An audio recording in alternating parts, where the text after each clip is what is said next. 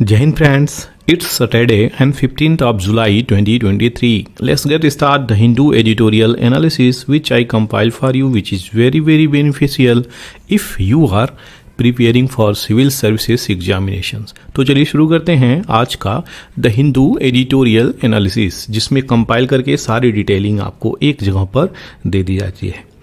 आपको बता दें, अगर आप सिविल सर्विसेज एस्पायरेंट हैं तो ये वीडियो आपके लिए है। और वो क्यों, तो आपको बता दें यहाँ पे सारी चीज़ें कंपाइल करके एक जगह पे प्रोवाइड करी जाती है, जो कि आपके लिए बहुत ही बेनिफिशियल हो सकती है। तो चलिए देखते हैं आज का जो हर बार की तरह यूपीएससी का प्रीवियस ईयर क्वेश्चंस देता हूँ वो क्या है। उससे पहले आपको बता दूं, यहाँ पे अगर आप ये वीडियो देख रहे हैं तो इसकी सारी की सारी पीडीएफ आपको एक जगह पे प्राप्त हो जाती है। वो कहाँ, तो आप सीधे डिस्क्रिप्शन बॉक्स में जा करके टेलीग्राम चैनल को ज्वाइन करके यहाँ से सारी की सारी पीडीएफ आप डाउनलोड कर सकते हैं। तो ये यहाँ आराम से सारी की सारी पीडीएफ आप डाउनलोड कर सकते हैं। चलिए देखते हैं यूपीएससी के प्रीवियस ईयर क्वेश्चन जो दिया था 2022 उसका एक्सप्लेनेशन क्या है। तो ये कुछ किंग हैं और उनके डायनेस्टी हैं, उनको मैच कराने के लिए यूपीएससी 2022 में क्वेश्चंस रखा था।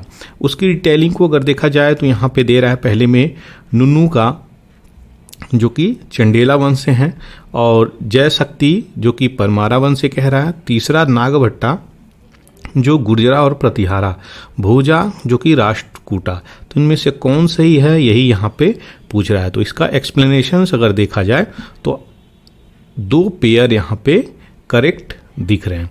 तो जो नन्नू का है अगर बात करी जाए तो इसका चंडेला है, ये तो सभी लोग जानते हैं जो कि करेक्ट है। अब इसके अंदर थोड़ा सा अगर डिटेलिंग में देखा जाए तो Vakpati according to the Chandela inscriptions के अनुसार अगर देखा जाए तो नुन्नू का सक्सेसर वाकपटी ये डिफीट किए थे, सेवरल टाइम हारे थे। ये चीज़ें याद रखिएगा, नन्नू का सक्सेसर को सेवरल टाइम वाकपटी यहाँ पे हारे थे। जया शक्ति की बात करी जाए, विजया शक्ति, वाकपटी, संत, ये लोग जो थे इन्हीं चंडेला पावर, इन्हीं ग्रुप के ये चीज़ें थी जो कंसोलिडेट किए थे किसको, एम्पायर को, चंडेला एम्पायर को और भी ज़्यादा मजबूत बनाए थे। तो दूसरी ऑप्शन जो है पेयर टू इज इनकरेक्ट, यहाँ पे मैच है इसलिए पेयर टू राइट नहीं है। पहला जो दो पेयर है वो राइट है। अब यहाँ पे क्या बोला जा रहा है यहाँ पे क्या बोला जा रहा है, पहला स्टेटमेंट अगर सही है तो दूसरा क्या बोला जा रहा है, यहाँ पे दूसरा गलत है। तो यहाँ पे क्या हो गया आपका, पहला सही है यानी ये सही है, दूसरा गलत है। नेक्स्ट देख लेते हैं, Pratihara were known as the Gurjara Pratihara, इनको जाना जाता है। ये नॉर्थ वेस्ट वाले रीजन में ज़्यादातर पाए जाते हैं, वहीं सेटलमेंट इनका हुआ था। जैसे कि गुजरात वाला जोन हो गया, राजस्थान वाला थोड़ा सा जोन हो गया। और ये ओरिजिनेट कहाँ हुए थे, तो गुर्जरा से। और प्राइमरली ये पेस्टोरलिस्ट थे। इसका क्या मतलब होता है कि ये एक जगह पर नहीं टिकते थे, ये पेस्टोरल प्रकार की चीज़ें चलती थी। यानी पेस्टोरल का मतलब होता है चारागाह, तो यानी घुमंतु के जैसे ये थे और फाइटर थे, लड़ाकू भी थे। नागभट्टा फर्स्ट की बात करी जाए तो ये सक्सीड किए, उनके ही बेटे ने इनको सक्सीड किया जिनका नाम रामाभद्र था, और ये रूल किए ब्रीफली, कुछ ही समय के लिए भी रूल करते हैं, उसके बाद ये सत्ता से निकल जाते हैं।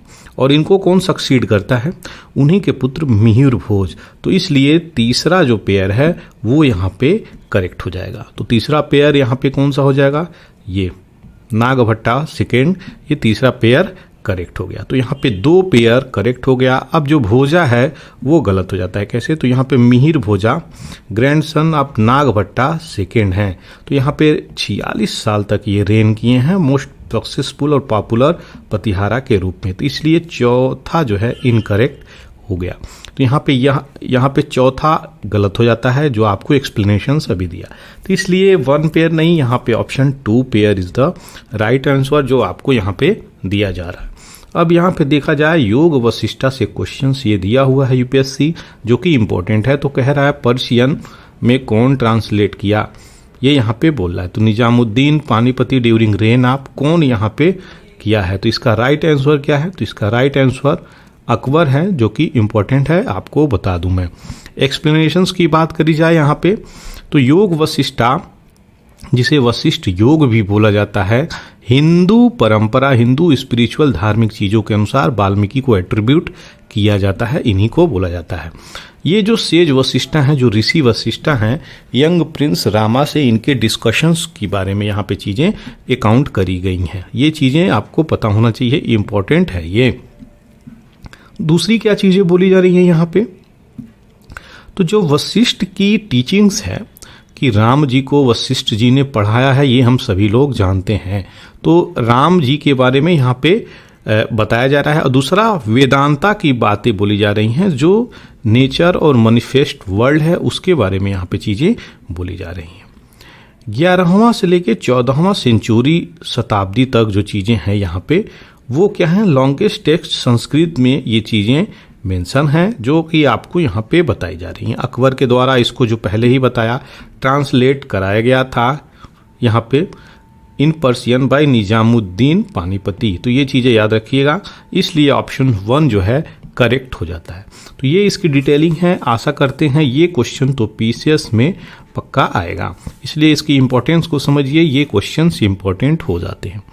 आगे बढ़ते हैं, अब जल्दी से देखेंगे क्या पीआईबी न्यूज़ है, जो कि मोस्ट इंपॉर्टेंट पीआईबी न्यूज़ मैं लेकर के आपके लिए आता हूँ। तो यहाँ पे क्या है, मोदी अभी कहाँ पहुँचे हुए हैं, तो आपके यूरोपियन यूनियन कंट्रीज़ में पहुँचे हुए हैं, और ये फ्रांस की कंट्री के विजिट पे हैं।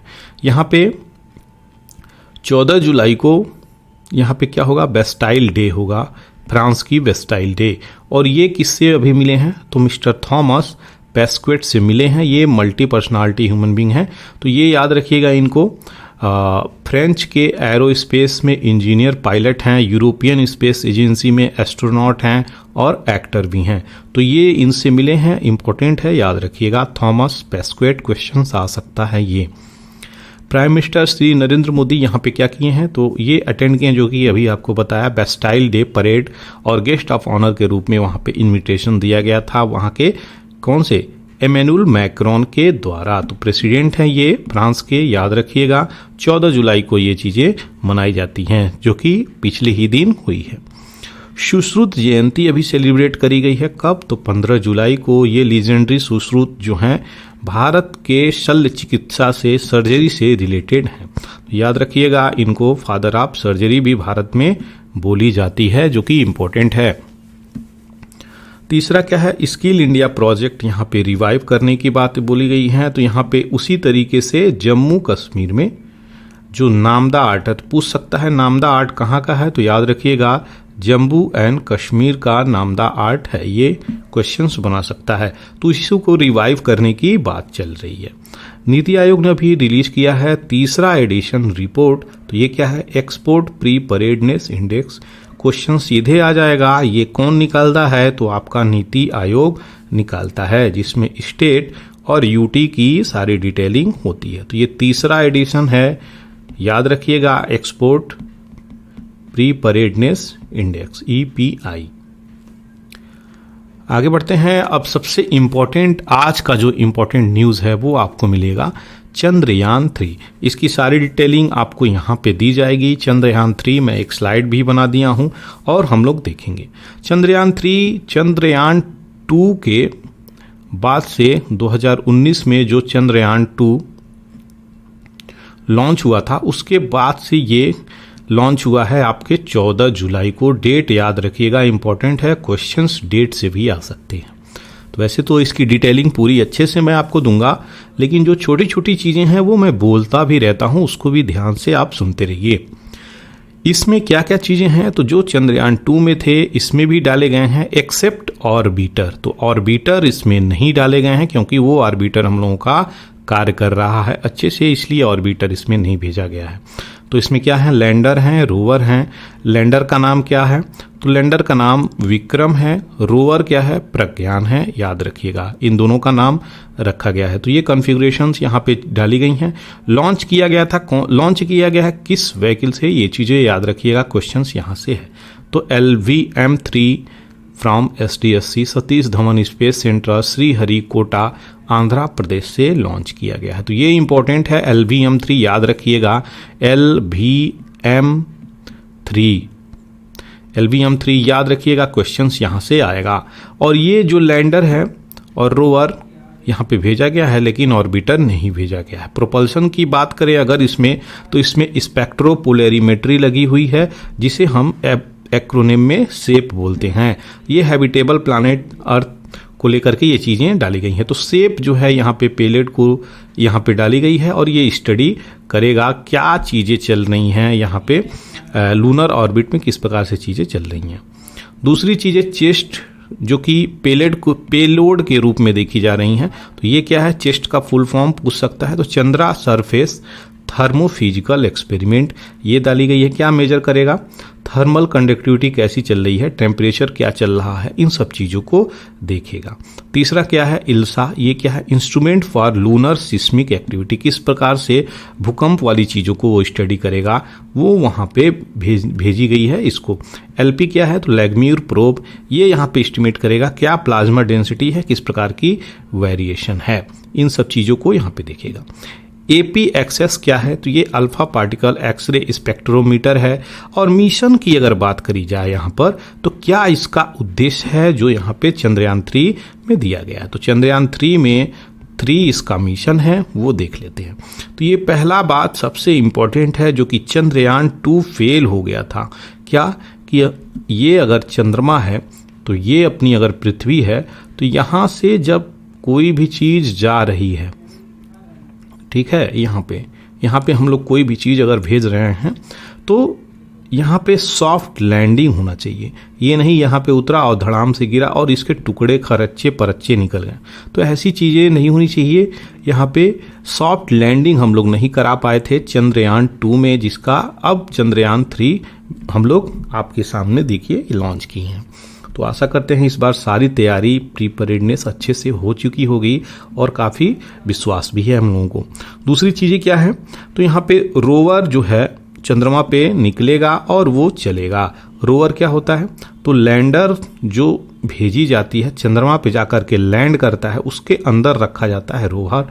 इसके 6 पहिए होते हैं, 6 पहिए होते हैं। ये जाकर के जो भी मिनरल होती है फोटोग्राफी करेगी, वहाँ की इन्वायरमेंट को स्टडी करेगी, पानी है किस प्रकार की है चीज़ें, वहाँ पे सब पता लगाएगी, डिटेलिंग आपको यही देगी। तो यही कम्युनिकेट करेगी ऑर्बिटर से, ऑर्बिटर हम लोगों को भेजेगा। तो ये चीज़ें हैं जो आपको यहाँ पे दिखाई जा रही हैं। दूसरा, इन सिटू साइंटिफिक एग्रीमेंट, वहाँ की उन सब चीज़ों को जाकर के जो रोवर जाएगा उसको स्टडी करेगा, वहाँ की वातावरण को। लॉन्च किया गया है चंद्रयान 2 14 जुलाई 2023 को, जो कि डेट इंपॉर्टेंट है, आपको बार बार बता रहा हूँ। अब देखेंगे कुछ डिटेलिंग में कि क्या यहाँ पे पिक्चर्स है। तो ये देखिए 23 अगस्त तक ये चीज़ें प्रिडिक्ट करी जा रही हैं अगले महीने कि ये लैंड कर सकता है और सॉफ्ट लैंडिंग कर जाए, वेल एंड गुड। हम सभी लोग इससे आशा किए हुए हैं कि ये हमारी greatest achievement one of the चीज़ें होंगी ये स्पेस के फील्ड में अगर हम बात करें तो। ये देखिए चंद्रयान 3 यहाँ पे लिफ्ट ऑफ हुआ है, यहाँ से लॉन्चिंग हुई है। और यहाँ सबसे इम्पॉर्टेंट एस्पेक्ट इसमें ये है कि स्पेस के फील्ड में एक भारत का रिवोल्यूशनरी स्टेप्स भी माना जा रहा है।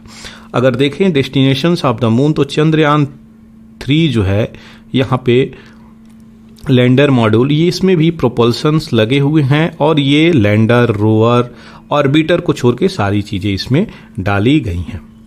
LVM-3 इसका नाम है, LVM-3M4 याद रखिएगा, जो कि लॉन्च व्हीकल बोला जाता है। यही लॉन्च व्हीकल है जिसको बोला जा रहा है LVM-3M4। लॉन्च व्हीकल क्या होता है, तो लॉन्च व्हीकल वो चीज़ें होती हैं जो कोई सामान है और इसके अंदर कोई सामान है, और ये मान लीजिए कोई बस है, बस के अंदर पैसेंजर हैं, पैसेंजर यहाँ पे बस चल रही है, तो ये हो गई लॉन्च व्हीकल।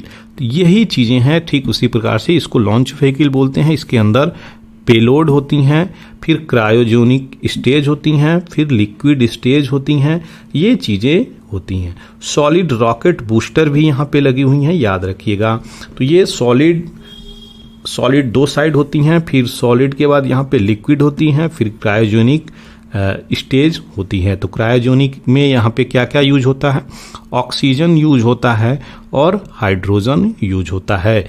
ये लगभग -183 से 250 के आसपास माइनस में टेम्परेचर यहाँ पर रहता है क्रायोजेनिक के पास। पेलोड इसमें होते हैं, ये जो टॉप का चीज़ें होती हैं इसी में जो भी हम लोगों को भेजना होता है, लैंडर रोवर सब इसी में होते हैं। और यही जो पार्ट है यही इम्पोर्टेंट लास्ट में पृथ्वी की परिक्रमा करते हुए ये अपने ऑर्बिट से निकलकर चंद्रमा के ऑर्बिट में जाकर के घूमने लगता है, फिर लैंड करता है। यही प्रोसेस यहाँ पे देखिए, कम से कम ये 5 से 6 बार के आसपास ये रोटेट करता है। और आपको बता दें, अगर ये अर्थ है तो अर्थ से जब लॉन्चिंग हुई तो ये कम से कम क्या करेगा,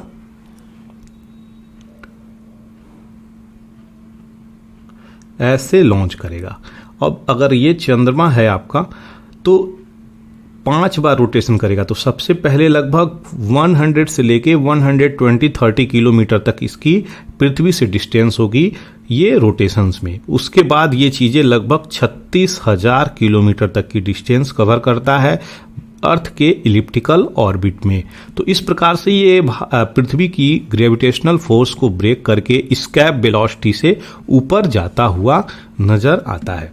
और जब चंद्रमा के ऑर्बिट में प्रवेश करता है तो यहाँ पे क्या करता है, चंद्रमा को भी राउंड करता हुआ नजर आता है। तो ये ऐसी चीजें हैं, चंद्रमा को भी 4 से 5 बार राउंड करता है, फिर जाकर के वहाँ पे उसके पास पहुंच के फिर लैंडिंग होती है। तो आप यहाँ पे पिक्चर में देख सकते हैं ये सारी चीज़ें, ये प्रोसेस है लूनर ट्रेजेक्टरी प्रोसेस। ये किस प्रकार से इंजेक्ट करता है, किस प्रकार से ट्रेजेक्ट करता है, वो सारी चीज़ें यहाँ पे दी गई हैं। आशा करते हैं सारी चीज़ें आपको क्लियर हो गई होंगी। तो ये देखिए, जैसे ही पृथ्वी को छोड़ता है यहाँ पे वो सारी चीज़ें इग्नाइट करने के बाद आपका अलग होनी शुरू हो जाती हैं। लास्ट में जो बचता है सैटेलाइट वह सेपरेट हो जाता है और यही जो पार्ट है यही ट्रांसफ़र होती है यहाँ पे, यानी पृथ्वी का चक्कर यही लगाता है एक बार और ये चीज़ें जा करके लूनर ऑर्बिट में यही लास्ट में लैंड करता है। तो ये पूरा पार्ट नहीं जाता है, ये पूरा पार्ट पृथ्वी पे ही निकल आती है। असली पार्ट यही है, ऊपर की ये चीज़ें जाती हैं। तो प्रोपल्सन मॉड्यूल में यहाँ पे क्या बातें बोली गई हैं, मास क्या है इसकी 2145 kg, पावर 738 वाट, थोड़ा बढ़ा के इस बार डाला गया है, लगभग 650 वाट के आसपास चंद्रयान 2 का था। पेलोड 1 है, इसमें लैंडर है और जो मिशन है एक लूनर डे की। तो एक लूनर डे क्या होते हैं, 14 डे के आसपास कंसीडर किया जाता है। यहाँ पे मास की बात करी जाए तो 1749 kg यहाँ पे इसकी मास है। पावर की बात करी जाए तो 738 वाट की दी गई है।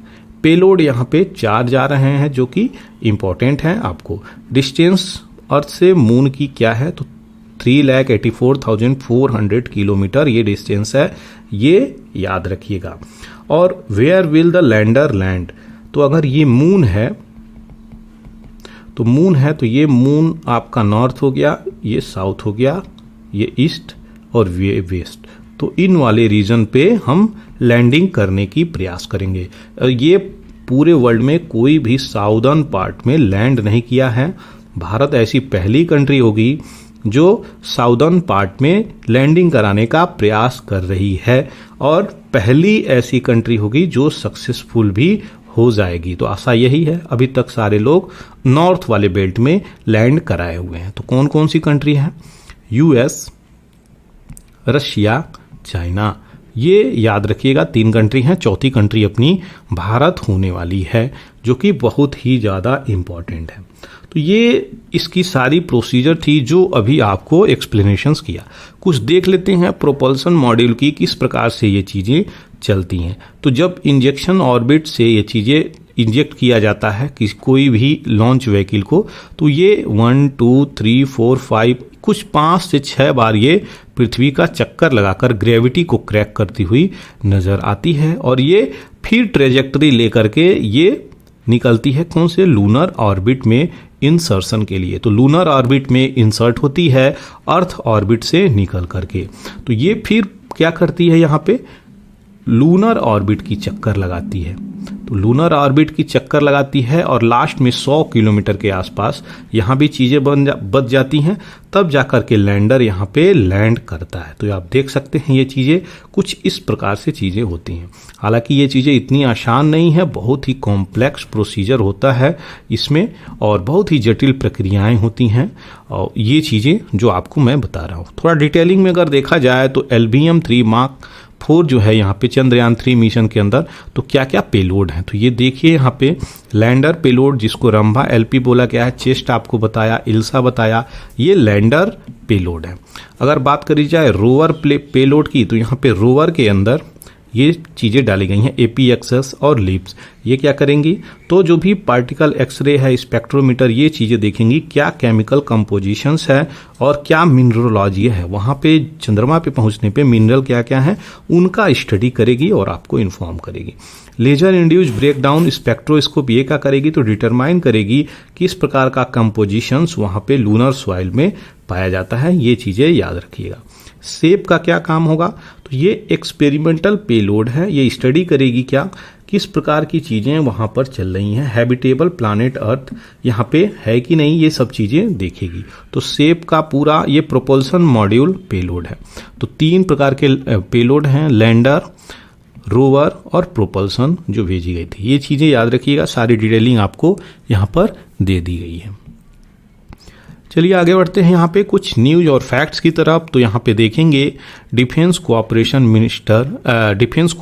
और इंडिया के दोनों में यहाँ पे सहमति हुई है कि दोनों कंट्री यहाँ पे क्या करेंगी, एक प्रकार से मिलकर के डिफेंस में कोऑपरेशंस करेंगी और जो एरोनॉटिकल टेक्नोलॉजी है उसको मिलकर के बनाएंगी। तो यही चीज़ें हैं जिसमें हिंदुस्तान एरोनॉटिकल लिमिटेड का रोल भी हो रहा है। तो क्या बनाने की बात करी जा रही है, मल्टी रोल हेलीकॉप्टर, इंडिया की मल्टी रोल हेलीकॉप्टर जो बनाने की बातें बोली जा रही हैं। तो किसकी मदद से, फ्रांस की मदद से, याद रखिएगा।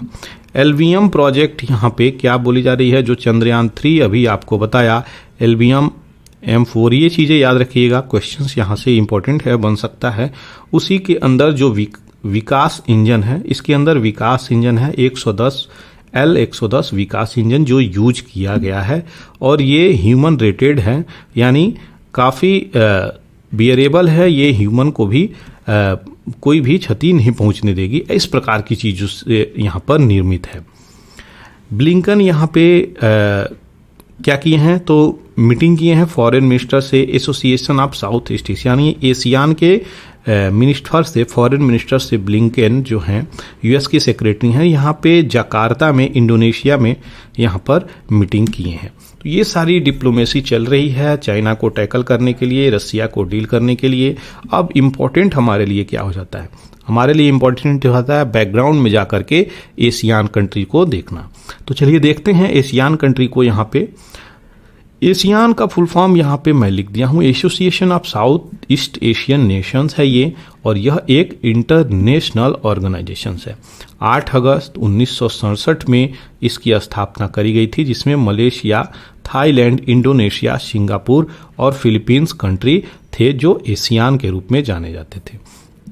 उस समय कम्युनिज्म जो है बहुत तीव्र गति से ग्रो हो रहा था वियतनाम में, और जो 5 कंट्री थी इसकी प्रॉब्लम फेस कर रही थी। तो इसलिए एक प्रकार का ये ग्रुप स्थापना हुआ, क्यों कि इसको टैकल किया जाए। ये जो कंट्री है डेमोक्रेटिक तरीके से चल रही है, लेकिन यहाँ पे चाइना का कम्युनिज्म बहुत तीव्र गति से आ रहा था। 5 कंट्री की बात करी जाए तो इसको क्रिएट करे हैं और इसमें कोऑपरेशंस दिखाए हैं।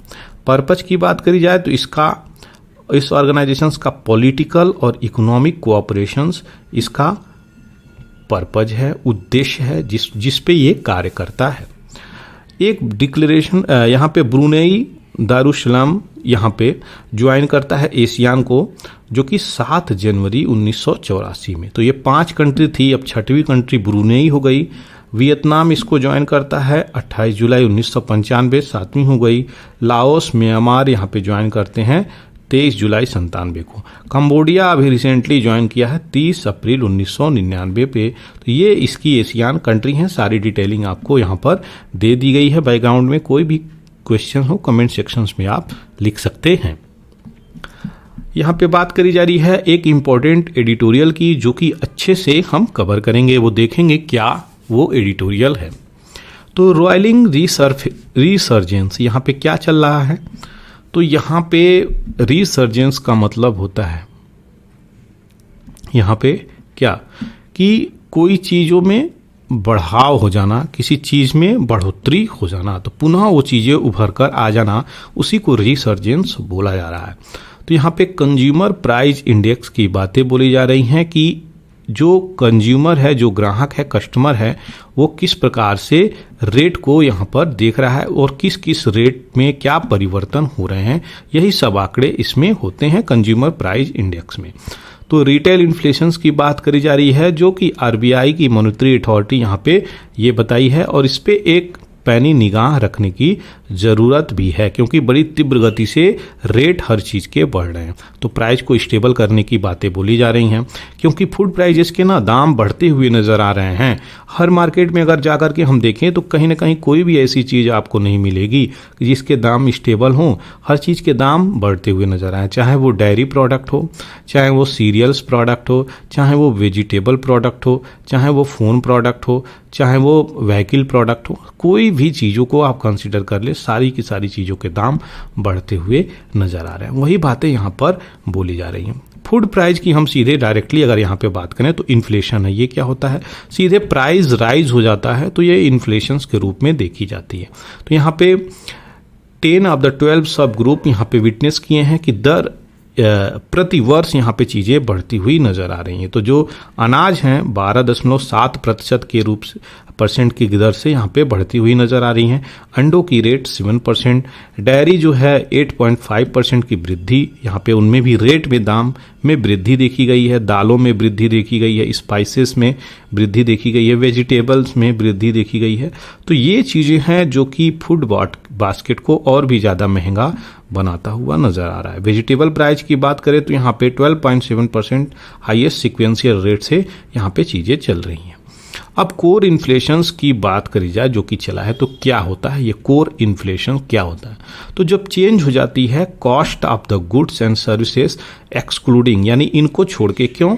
तो ये फूड और एनर्जी सेक्टर को छोड़ करके जो चेंज हो जाता है वो कोर इन्फ्लेशंस को कंसीडर करता है। अच्छा, इन सेक्टर को क्यों एक्सक्लूड किया जाता है? तो आपको बता दें ये बहुत ही वोलाटाइल होते हैं, कभी भी इनका दाम अप एंड डाउन होता रहता है, इनको कंसीडर नहीं किया जाता है फूड एंड एनर्जी सेक्टर की बात करी जाए। तो कोर इन्फ्लेशंस यही हो गया जो कि अभी आपको एक्सप्लेनेशन किया। अब यहाँ पे बात करी जा रही है जो अभी आपको एक्सप्लेन किया मैं, कोर इन्फ्लेशन। तो कोर इन्फ्लेशंस आप देख सकते हैं, पहले आपको इसीलिए बैकग्राउंड में जाकर बताया, चीज़ें क्लियर हो जाएंगी। तो इसमें एक्सक्लूडेड है फूल और लाइट, ये सारी चीज़ें एक्सक्लूड करके बात करी जा रही है। तो ये 5.16% पे स्टक हुआ है और यहाँ पे मई में 5.16 पेज से चल रहा है। ये चीज़ें देखिए किस प्रकार से कोर इन्फ्लेशंस इम्पैक्ट कर रही है। एजुकेशंस की अगर बात करें तो इसमें भी वृद्धि हुई है। कोई ऐसी नहीं है कि भारत में एजुकेशंस ईजी है लेना, बहुत ही महंगे एजुकेशंस यहाँ पे भी हो गए हैं। जुलाई 7 की अगर बात करें तो खरीफ सोइंग भी 8.5% कम हुई है पिछले दर के अनुसार, यहाँ पे बात करी जा रही है। स्टेपल राइस यानी जो चावल दालें हैं इनमें भी 24 से 26% तक शॉर्टफॉल हुआ है। लेकिन आपको बता दें पहले दाम बहुत हाई थे, पहले दाल क्या आती थी 65 रुपये आती थी, अभी दाल 130-150 हो चुकी है। तो यहाँ पे छोटी सी शॉर्टफॉल ये नहीं इंडिकेट करती है कि रेट जो है बैलेंस हो गया है। दूसरी बातें बोली जा रही है, ऑयल सीड की तिलहन की बात बोली जा रही है, तो 40% एफिशिएंसी हुई है 2022 के लेवल पे। सेम यही चीज़ यहाँ पे भी अप्लाई होता है। पहले हम तेल लेते थे 80 रुपीज़ 65 रुपीज़ लीटर, लेकिन अभी हम कुछ ही महीने पहले तक 200 रुपये लीटर लेते हुए नज़र आ रहे हैं। आज की डेट में कुछ कम हुआ है। तो ये चीज़ें हैं, लेकिन ऐसी नहीं है कि पहले ये चीज़ें इतनी महंगी थी। हम हमेशा 100 रुपये से कम ही लीटर पे ऑयल ले लेते थे। तो ये चीज़ें हैं, इसको देखने की ज़रूरत है। स्टेबल चीज़ें नहीं हैं, बहुत ही वोलेटाइल हैं, फ्लक्चुएट कर रही हैं, प्राइस राइज हो रही हैं। यही इशू यहाँ पे निकल के आ रहा है। तो ब्रॉडर इकोनॉमी को रिकवरी करने की ज़रूरत है, पॉलिसी को सही प्रकार के इम्प्लीमेंट करने की ज़रूरत है। अब बात आ गई है यहाँ पे खरीफ की, तो बैकग्राउंड में जाकर के हमको देखना पड़ेगा कि क्या यहाँ पे चीज़ें हैं। तो खरीफ, राबी और जायद, ये 3 इंपॉर्टेंट फसल हैं जो आपके भारत में उगाए जाते हैं। इनका सोइंग हार्वेस्टिंग सीजन देखा जाए तो जुलाई से अक्टूबर में होता है। यहीं पे राबी की देखा जाए तो अक्टूबर से फरवरी में होता है। जायद क्रॉप की बात करी जाए तो मार्च और जून ये चीज़ें होती हैं जो कि गर्मी में होती है। कौन कौन सी फसल आती हैं, क्वेश्चंस भर भर के पूछता है इसमें, इसलिए याद रखिएगा। खरीफ की बात करी जाए तो इसमें पानी ज़्यादा लगता है, याद रखिएगा, जिसमें पानी ज़्यादा लगता है वो खरीफ होता है। तो चावल, मेज जो कि मक्का बोला जाता है, जवार और बाजरा, सोयाबीन, कॉटन, जूट, उड़द दाल, मूंग दाल, तूर दाल, ये दलहन और चावल ये जो हैं खरीफ में होते हैं। इस प्रकार से ही याद रख सकते हैं। दूसरा जो है रबी फसल है वो क्या है, तो यहाँ पे गेहूँ, जौ, चना, मटर और मस्टर्ड, ये मस्टर्ड रबी में आता है। हालांकि तिलहन है लेकिन मस्टर्ड रबी में आता है, याद रखिएगा। तो इसका कोड है क्या, BMW। तो क्या है, बार्ली, व्हीट, मेज, बार्ली, व्हीट, मेज और आपका मस्टर्ड, BMWM। ये चीज़ें याद रखिएगा। ग्राम एंड पी भी इसी में आते हैं। मार्च और जून में अगर बात करी जाए तो watermelon, musk melon, cucumber and vegetable. दूसरी तरफ अगर बात करी जाए तो किस टाइम में क्या चीज़ें होती हैं, तो ये मानसून में चलती हैं जब पानी की बहुत ज़्यादा आवश्यकता होती है। तो मानसून क्रॉप इसको बोला जाता है, विंटर क्रॉप इसको बोला जाता है और समर क्रॉप ये जायद है। ये चीज़ें याद रखिएगा। ये डिटेलिंग जो आपको दिया, आशा करते हैं चीज़ें क्लियर हो गई होंगी। कोई भी क्वेश्चंस क्वेरीज हों तो आप कमेंट सेक्शंस में जा सकते हैं। ये सारी डिटेलिंग जो अभी आपको दी, आशा करते हैं क्लियर हो गई होंगी। इसको लेकर के किस प्रकार से इन्फ्लेशन चल रहा है, कोर इन्फ्लेशन क्या है, खरीफ क्रॉप क्या है और जो बैकग्राउंड में चीज़ें दी गई हैं वो सारी चीज़ें। चलिए आगे बढ़ते हैं। यहाँ पे प्रॉब्लमेटिक एक एडिटोरियल आई है, उसको हम लोग अच्छे से देखेंगे। और ये क्या है प्रॉब्लमेटिक, तो आपको बता दें, अभी रिसेंटली आपके भारत के एक स्लाइड लेके थोड़ा बैकग्राउंड में जाना पड़ेगा मुझे, अन्यथा ये चीज़ें क्लियर नहीं होंगी। तो आपके नॉर्थ ईस्ट की अगर बात करें तो नॉर्थ ईस्ट में एक जगह है मणिपुर। मणिपुर, तो मणिपुर नॉर्थ ईस्ट में एक स्टेट है, वहाँ पे 2 ट्राइब हैं। पहली ट्राइब क्या है, तो यहाँ पे एक ट्राइब है मितई, दूसरी ट्राइब है कुकी। तो मितई ट्राइब और कुकी ट्राइब 2 ट्राइब हैं। कुकी ट्राइब को भारत के 6th शेड्यूल में डाल दिया गया है, जिनके कारण इनको 6th शेड्यूल की कंजर्वेशंस, प्रिजर्वेशंस, बेनिफिट हर फील्ड में मिल रही है, चाहे वो एजुकेशंस हो, चाहे वो जॉब हो, चाहे वो प्रॉपर्टी इनहेरिटेंस हो, चाहे वो प्रॉपर्टी परचेजिंग हो, उनको हर प्रकार से उनको बेनिफिट मिल रहा है। तो स्कीम का भी बेनिफिट उनको मिलता है और उनको हर प्रकार से संरक्षित किया जाता है। दूसरी तरफ बात करी जाए मितई कम्युनिटी की, तो ये कम्युनिटी मणिपुर में लार्जेस्ट कम्युनिटी है और 55-60% तक इस कम्युनिटी की वहाँ पे प्रेजेंस है।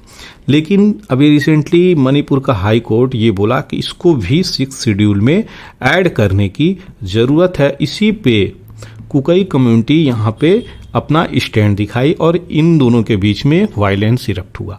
ये चीज़ें बर्दाश्त नहीं हुई कुकी कम्युनिटी को। यहाँ पे कुकी कम्युनिटी क्या कर रही है कि नहीं, ऐसी चीज़ें नहीं होनी चाहिए, ये डोमिनेंट हैं, ये इनको जब ऐड कर दिया जाएगा तो ये हर फील्ड में और ऊपर चले जाएंगे और इनको जो है एजुकेशंस, जॉब, इन फील्ड में भी जा कर के हमारे बच्चों का भी अधिकार निकल के ले लेंगे।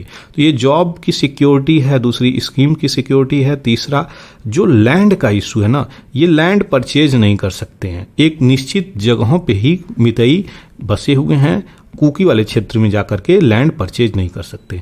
तो अगर 6th शेड्यूल में ये आ जाएंगे तो ये लैंड परचेजिंग पावर इनके अंदर भी हो जाएगी और ये 60% के आसपास पॉपुलेशन मितई रखी है, लेकिन मात्र 10 to 12% तक ही लैंड की ऑनर है। तो यहाँ पे वही चीज़ें बोली गई हैं, जबकि कुकी इनसे कम ही है पॉपुलेशंस में, ज़्यादा नंबर पे यहाँ पे ऑनर है, यहाँ पे लैंड की एसेट रखी हुई है। दूसरी क्या बातें बोली जा रही हैं, जो ये सारी चीज़ें जो आपको बता रहा हूँ, ये ट्राइबल को लेकर के इशू है। अब ये ट्राइबल कहाँ कहाँ पाई जाती है, ये भी क्वेश्चन आ जाएगा।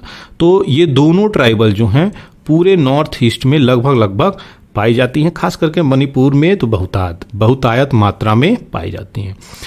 केवल अपने स्टेटों में नहीं बल्कि दूसरे देशों में भी पाई जाती हैं। वो देश कौन है? तो बांग्लादेश और म्यांमार, इन दोनों कंट्री में भी ये कम्युनिटी पाई जाती हैं। तो ये दोनों कंट्री को याद रखिएगा, दोनों कम्युनिटी दोनों देशों में पाई जाती हैं, जो कि अभी आपको चीज़ें बताया। यहाँ पे इतना ज़्यादा वायलेंस हो गया कि कई हजार लोगों को डिस्प्लेस करना पड़ा। 50 to 60,000 पीपल को यहाँ पे शेल्टर में रखा गया है। बहुत सारे लोगों की यहाँ पे डेथ हो चुकी है। ये चीज़ें हैं। इंटरनेट की शटडाउन भी इस एरिया में चल रही है, लेकिन मणिपुर की जो वायलेंस है वो रुकने का नाम, फुल स्टॉप लेने का नाम नहीं ले रही है। इसी पे ये चीज़ें आई हुई हैं। अब हम लोग देखेंगे यही सारी इश्यू निकल के आई है क्या, जो अभी आपको बताया। तो यहाँ पे यूरोपियन पार्लियामेंट में रिजोल्यूशंस पास हुआ है क्या कि ये इंडिया को मणिपुर वाले इश्यू में सही प्रकार से कार्य करने की ज़रूरत है। हमारा ये इंटरनल अफेयर है वैसे अगर देखा जाए, जिसमें यूरोपियन यूनियन को हस्तक्षेप नहीं करना चाहिए। क्यों? क्योंकि हम उनके उपनिवेशी नहीं हैं, हम कॉलोनी नहीं हैं। अब हम फ्रीडम हो चुके हैं, अपना डिसीजन हम स्वयं लेंगे। लेकिन ये तो एक एंगल हो गया। अगर दूसरा एंगल हम देखें तो ये क्या जाता है, तो ये जो वायलेंस है, ये जो इशू कॉन्फ्लिक्ट हो रही है, ये ह्यूमन के पर्सपेक्टिव से अगर देखा जाए ग्लोबली, तो ये कहीं ना कहीं इंटरवेंशंस जो कर रहे हैं ये ह्यूमन के पर्सपेक्टिव से कर रहे हैं, ह्यूमैनिटी के पर्सपेक्टिव से कर रहे हैं।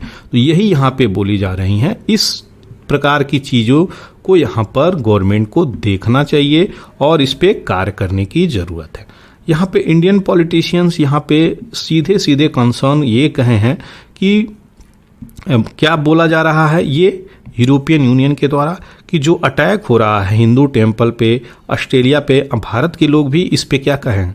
तो जब ऑस्ट्रेलिया पे टेम्पल पे ऑस्ट्रेलिया में जब भारतीय रह रहे हैं मतलब, तो वहाँ पर भी अटैक हुआ है क्या, तो उनके टेम्पल पे वहाँ पे इस प्रकार के भी अटैक हुआ है। तो इंडिया का भी यहाँ पे इंटरनेशनली रिमार्क चला है। ऐसा नहीं है यूरोपियन यूनियन मणिपुर में ही रिमार्क किया है, हम लोग भी बहुत सारे कंट्री में जहाँ हमारे भारतीय हैं वहाँ पे रिमार्क करते हुए नजर आए हैं। तो एंटी इमिग्रेंट वायलेंस, ये जो चीज़ें चल रही हैं यूरोप में, वहाँ पे भी हम लोग बोले हैं इस प्रकार की चीज़ें चल रही हैं। तो इसी के समकक्ष ये भी चीज़ें निकल सकती हैं कि यूरोपियन पार्लियामेंट ये पे जो चीज़ें बोल रहा है मणिपुर में, ये क्वेश्चंस उनके आधार पे करा जा रहा है। यूरोपियन पार्लियामेंट ने क्वेश्चंस किया, वेल एंड गुड, कोई इशू नहीं है। लेकिन क्या यहाँ पे प्रोमिनेंट फैक्टर निकल के आ रही है उसको देखेंगे। तो जो रिजोल्यूशंस और लेजिस्लेशन यहाँ पे फ्रेमिंग करने की बातें बोली जा रही हैं मणिपुर में, यहाँ पे ये गलत हैं। यहाँ पे ये बातें बोली जा रही हैं और जो अंडरस्टैंड किए यूरोपियन यूनियन के मेंबर हमारे कंट्री में कि क्या चल रही हैं, वो भी गलत हैं। कैसे, वो यहाँ पे हम लोग देखेंगे। तो यहाँ पे किस मुद्दों को लेकर के चलाया, यहाँ पे हिंदू और क्रिश्चियनिटी की फाइट को समझ रहे हैं, यहाँ पे ट्राइबल के फाइट को ये समझ ही नहीं पा रहे हैं, उनकी क्या डिमांड है, किस प्रकार की चीज़ें हैं, ये बिना समझे ही ये बोल दिए कि हिंदू और क्रिश्चियन में यहाँ पे फाइट कराया जा रहा है। रिलीजियस एंगल्स को यहाँ पे देखा जा रहा है। तो चर्चेज और टेम्पल यहाँ पे तोड़े गए हैं। कुकी जो कम्युनिटी यहाँ पे है, हिंदू मेजॉरिटी कम्युनिटी, मितई कम्युनिटी, इस प्रकार की लड़ाइयाँ यहाँ पे चल रही हैं।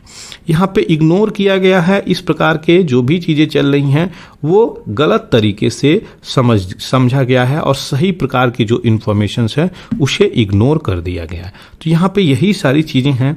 मणिपुर का हाई कोर्ट आपको बताया, जब यहाँ पे मितई कम्युनिटी को शेड्यूल ट्राइब में लॉन्च करने की बात करी, ऐड करने की बात करी। नागा कम्युनिटी की बात करी जाए यहाँ पे, तो क्या निकल के आ रहा है, यहाँ पे ये लोग भी बहुत सारी चीज़ों में एग्रीव्ड हैं, नाराज़गी हैं। और जो डिसीजन है एथनिक वायलेंस का, यहाँ पे ये लिमिटेड एक्शंस बाय मिलिटेंट, कुछ यहाँ पे ग्रुप ऑफ मिलिटेंट भी चल रहे हैं, कुछ लोग सरेंडर कर चुके हैं, ये सारी चीज़ें चल रही हैं। यूरोपियन यूनियन का जो रिजोल्यूशंस था ये बिल्कुल गलत है। इस प्रकार से रिलीजियस एंगल्स करके नहीं देखना चाहिए। जब भारत में अंग्रेज आए 1600 के आसपास, ईस्ट इंडिया कंपनी आई, अंग्रेजों के द्वारा यहाँ पे बहुत सारे ट्रेड फैक्ट्री भी लगाई गई, ट्रेड किए भारत में, लेकिन धीरे धीरे उनकी पॉलिसी कैसे बदल गई, वो हमको कॉलोनी कैसे बना लिए। तो ये यही है फूट डालो राज करो, रिलीजियस एंगल, हिंदू मुस्लिम की लड़ाई, ये यही थे जो करवा कर गए हैं और आज भी इन्हीं के द्वारा ये चीज़ें चलाई जा रही हैं। कहीं ना कहीं देखिए इस प्रकार का स्टेटमेंट ये यूरोपियन यूनियन में बैठ के ये हमारे देश के प्रति लगाए हैं। तो रिलीजियस एंगल पुनः लेकर के आए हैं और ये क्या किए हैं, हिंदू और क्रिश्चियंस को अब लड़ाने की बातें बोली जा रही हैं। इस एंगल, इस पर्सपेक्टिव से ये देख रहे हैं। हालांकि बातें केवल ट्राइबल इशू की हैं, बातें केवल 6 शेड्यूल में ऐड होने की हैं, इस प्रकार की चीज़ें देखी जा रही हैं। लेकिन यहाँ पे हिंदू, क्रिश्चियनिटी, मुस्लिम, इन प्रकार की चीज़ें ये देखते हुए अपने समय से चले आ रहे हैं जब भारत पर ये राज करते थे। वहाँ से ये अगर देखा जाए तो गलत नहीं होगा, इनको सोचना चाहिए अब ये 21st सेंचुरी है, भारत इंडिपेंडेंस हो चुका है, भारत अपना डिसीजन सही प्रकार से लेने के लिए सक्षम भी है। तो ये चीज़ें सही तरीके से देखना चाहिए। आगे बढ़ते हैं। अब यहाँ पे कुछ इंपॉर्टेंट है एंटी डिफेक्शंस लॉ, जो कि सीधे मैं बैकग्राउंड डिटेलिंग दे दिया हूँ। एक आर्टिकल निकला है, महाराष्ट्र में जो पार्टियां हैं ना, वो पार्टियां अब खतरे की निशान पे चल रही हैं। तो जो रीजनल पार्टियां हैं उनकी सक्सेसर जो है प्रॉब्लम में चल रही हैं, उनको कहीं ना कहीं उनका जो सत्ता है वो सेंटर के द्वारा यहाँ पे ले लिया जा रहा है, सक्सेसिव प्रॉब्लम से फेस कर रही हैं वो, उसी को लेकर के यहाँ पे एंटी डिफेक्शंस लॉ में यहाँ पे दे दिया हूँ बैकग्राउंड। सीधे जो इम्पोर्टेंट होगा आपके एग्जामिनेशंस में वो चीज़ें यहाँ पर डाल दिया हूँ। तो यहाँ पे बहुत सारी पार्टी के मेंबर यहाँ पे क्या किए हैं, एक पार्टी छोड़ के दूसरे पार्टी को ज्वाइन किए हैं। महाराष्ट्र में शिवसेना और अजीत पवार की एनसीपी, ये जो चीज़ें हैं किस प्रकार से हुई हैं उसी पे एंटी डिफेक्शंस यहाँ पे आई है। तो चलिए देखते हैं एंटी डिफेक्शंस किस में है। तो 52वां अमेंडमेंट किया गया था 1985। हर प्रकार के लाइन से क्वेश्चंस बनी है, मैं रिपीट नहीं करूंगा, यहाँ पे बता दूं सारी की सारी क्वेश्चंस आए हुए हैं, इसीलिए आपको बता रहा हूँ। 10वें शेड्यूल में ऐड किया गया है जिसे हम एंटी डिफेक्शंस लॉ कहते हैं। ये भी पूछा है किस अमेंडमेंट में हुआ है, किस सन में आया है, कौन शेड्यूल में है। देखिए 3 क्वेश्चन तो एक ही लाइन से पूछा हुआ है। ग्राउंड ऑफ डिस्क्वालिफिकेशंस की अगर बात करें तो आर्टिकल 102 में मेंशन है, 191 में मेंशन है, किसके लिए, एमपी और एमएलए के लिए रेस्पेक्टिवली। तो 102 एमपी और 191 एमएलए, ये चीज़ें याद रखिएगा, 102 191 ये दोनों याद रखिएगा। अच्छा क्या चीज़ें होंगी, तो यहाँ पे डिफेक्शंस लग जाएगा, इन पे चार्जेस लग जाएंगे, इनको अपना पद छोड़ना पड़ जाएगा। तो जो इलेक्टेड मेंबर होंगे वो अगर अपना त्यागते हैं और वोटिंग करते हैं यहाँ पे किसके खिलाफ, पार्टी के खिलाफ, तो यहाँ पे ये चीज़ें लग जाएंगी। दूसरी चीज़ें जो इंडिपेंडेंट मेंबर होंगे उनके ऊपर भी लगाई जा सकती है, नॉमिनेटेड मेंबर होंगे उनके ऊपर भी ये डिफेक्शंस का केस लग जाएगा। क्या एक्सेप्शन है, किसको नहीं लगाया जा सकता, तो स्पीकर और चेयरमैन पे एंटी डिफेक्शंस लॉ नहीं लग सकता, याद रखिएगा, क्वेश्चंस बन सकता है। दूसरी चीज़ ये, party could be merge into another, तो 2/3 अगर मेजॉरिटी से पार्टी मर्ज होती है तो ये भी अपवाद है। 2/3 से मेजॉरिटी से पार्टी मिलती है किसी पार्टी में जाकर के, तो ये एंटी डिफेक्शंस में नहीं आता है। लेकिन independent member, nominated member, elected member, ये तीनों अगर मिलते हैं तो यहाँ पे डिफेक्शंस लग जाता है। अब डिफेक्शन लग जाता है, बात करी जाए तो डिसाइड करेगा कौन है जो डिसाइड करेगा कि इस पे एंटी डिफेक्शंस लॉ लग रहा है। तो सिंपल सी बात है, जो प्रिसाइड करेगी ऑफिसर, ये प्रिसाइडिंग ऑफिसर्स जो होते हैं यहाँ पे, यानी चेयरमैन की बात करी जा रही है यहाँ पे असेंबली के, वही डिसाइड करते हैं कि क्वेश्चन ऑफ डिस्क्वालिफिकेशंस क्या है। तो जाहिर सी बात है, अगर जिसकी गवर्नमेंट है वहाँ पे तो वो कोई पार्टी को ऐड करवा रहा है तो वो क्यों आखिर डिफेक्शंस लॉ को डिसाइड कराने देगा, वो अपने प्रो में क्यों नहीं सोचेगा। तो यहाँ पे इसीलिए चीज़ें लास्ट में चेयरमैन के ऊपर, स्पीकर के ऊपर ये चीज़ें आती हैं, यही सोलली डिसाइड करते हैं। एडवांटेज क्या है एंटी डिफेक्शंस की, तो स्टेबिलिटी बनाई रहती है, पार्टी में डिसिप्लिन, कानून, नियम ये सब बने रहने चाहिए, नहीं तो किस प्रकार से पार्टी और देश चलेंगे।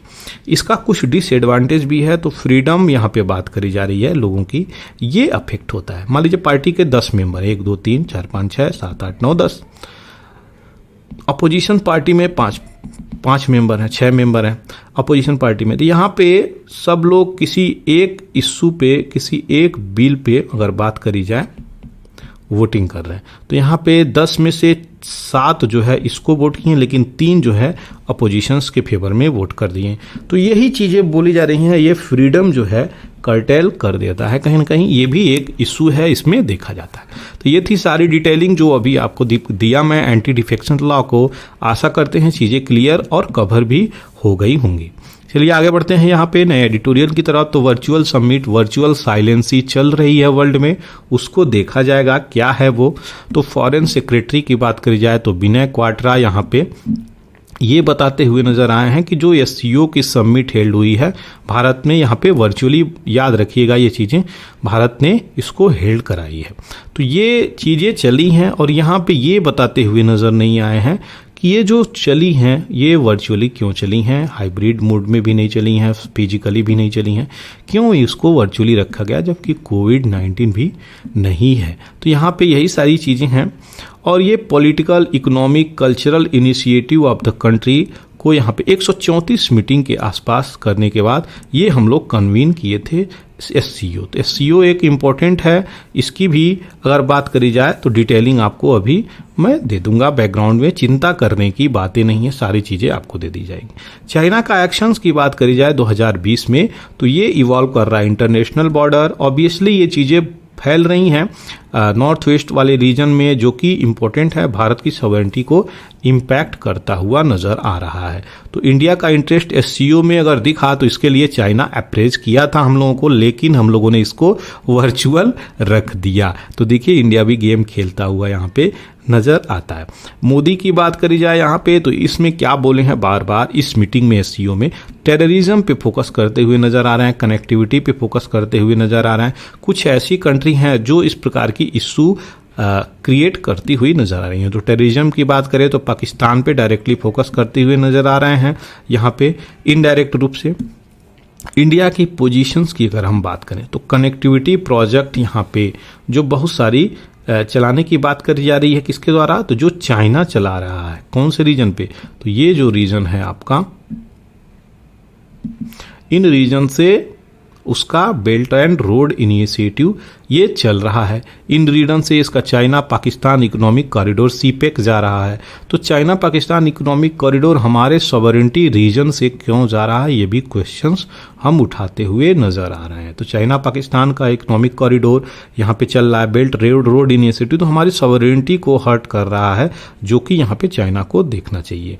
यहाँ पे जी क्या बोलते हैं, जो कि प्रेसिडेंट है चाइना के, ये 10वें एनिवर्सरी में बेल्ट और रोड इनिशिएटिव की ये बात बोल रहे हैं कि ये जो पथ है हैप्पीनेस है और ये वर्ल्ड को एक प्रकार से हैप्पीनेस से जोड़ेगी। ये इनका कहना है, किसका, जी का।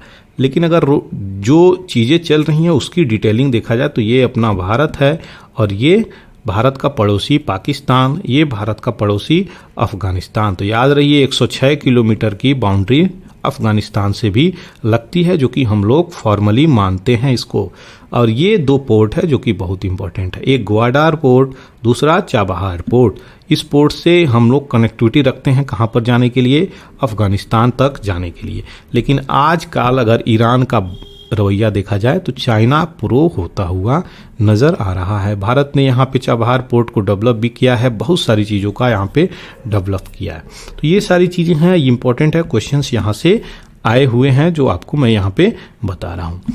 दूसरी चीज़ें यहाँ पे क्या बोली जा रही हैं, भारत बार बार ट्राई करता है बुद्धिज्म हेरिटेज को यहाँ पे प्रोवाइड एक्सपेंड करने के लिए, इस रिलेशंस को और स्ट्रॉन्ग करने के लिए। हालांकि बुद्धिस्ट कंट्री तो चाइना है, चाइना बुद्धिस्ट कंट्री, वहाँ पे बहुत सारे बुद्धिस्ट भी हैं, लेकिन इन बुद्धिस्ट वाले सॉफ्ट पावर का इस्तेमाल करके, कल्चरल एस्पेक्ट का इस्तेमाल करके हम ज़्यादा स्ट्रांगली इम्पैक्ट नहीं कर सकते।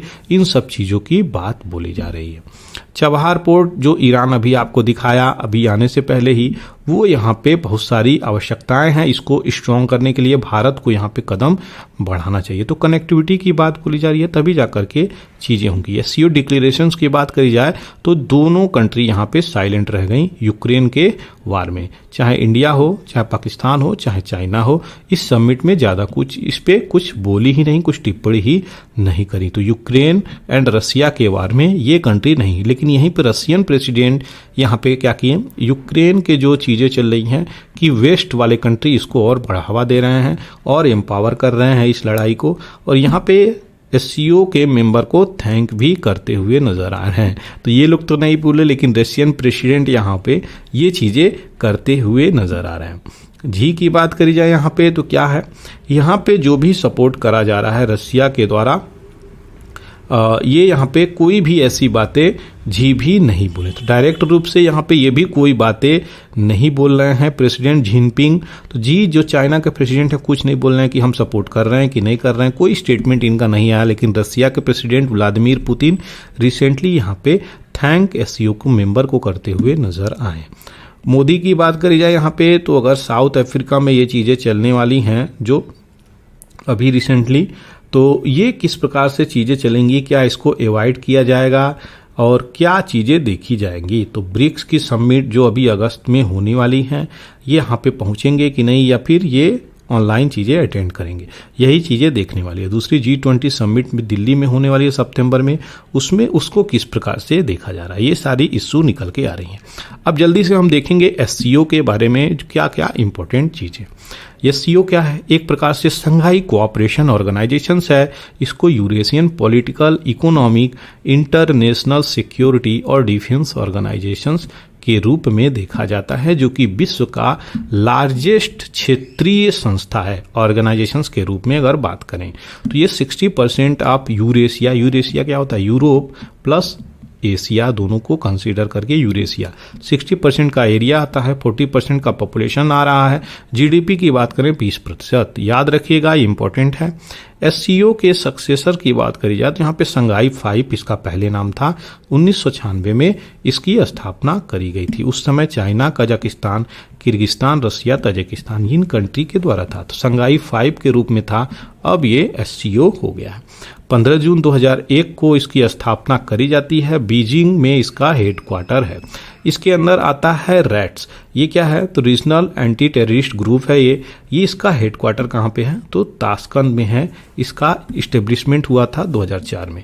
2001 में एससीओ आई थी, 2004 में RATS आई थी, याद रखिएगा।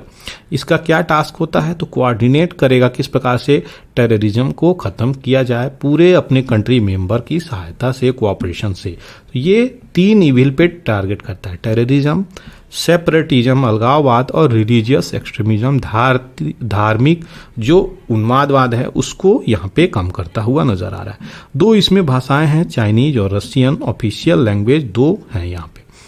9 जून 2017 की अगर बात करी जाए तो अस्थाना समिट में ही इंडिया और पाकिस्तान को ऑफिशियली यहाँ पे ज्वाइन किया गया था। दोनों को एक साथ मेंबर के रूप में, फुल फ्लेज मेंबर के रूप में 2017 में, याद रखिएगा, अस्थाना समिट याद रखिएगा। तो ये सारी चीज़ें थी जो अभी आपको बताई जा रही हैं। दूसरा क्या है, पाकिस्तान के PM 3.5 billion Chinese designated nuclear project को लॉन्च करते हुए नजर आ रहे हैं, जो कि आप यहाँ पे देख सकते हैं। तो ये क्या है, शहबाज शरीफ हैं, लॉन्च किए हैं 1200 megawatt nuclear power plant. Questions बन सकता है कितना मेगा पार्ट है, ये भी याद रखिएगा। चाइना के असिस्टेंस से बनाया गया है, ये भी याद रखिएगा। ये सारी चीज़ें हैं। 3.5 बिलियन के आसपास यहाँ पे इसमें इन्वेस्टमेंट हुई है, ये भी याद रखिएगा। क्या नाम है, चश्मा 5th न्यूक्लियर प्लांट, याद रखिएगा। चश्मा से याद रहेगा आपको हमेशा न्यूक्लियर पावर प्लांट। तो ये चीज़ें हैं मिनवाली डिस्ट्रिक्ट पंजाब में। पंजाब आपके पाकिस्तान में भी है, ये भी याद रखिएगा। पंजाब आपके इंडिया में भी है, ये भी याद रखिएगा। कम्युनिकेशन ब्लैकआउट हुआ है, डिजीज जो है यहाँ पे फैलता हुआ नजर आ रहा है। सूडान एक कंट्री है, अपने ही देश के लड़ाई में नॉर्थ सूडान, साउथ सूडान बहुत सारी इशू कॉन्फ्लिक्ट हो रही है, जिसके कारण यहाँ पे खार्तूम वाले रीजन में, सूडान की कैपिटल खार्तूम है, इन रीजन में यहाँ पे कम्युनिकेशंस यहाँ पे ब्रेकआउट हुई है, डिजीजेस फैलते हुए नजर आए हैं। तो यही चीजें चल रही हैं, बहुत सारे नेटवर्क इशू, इंटरनेट प्रॉब्लम, हर प्रकार की चीजें चल रही हैं, जनता यहाँ पे परेशान है। सूडान की राजधानी खार्तूम आपको बताए हैं, इन कंट्री से ये बॉर्डर टच करती हुई नजर आ रही है। तो इजिप्ट, चाड और साउथ सूडान जो कि इसकी कंट्री कैपिटल जूबा है। एथियोपिया और इरिट्रिया ये कंट्री है, याद रखिएगा।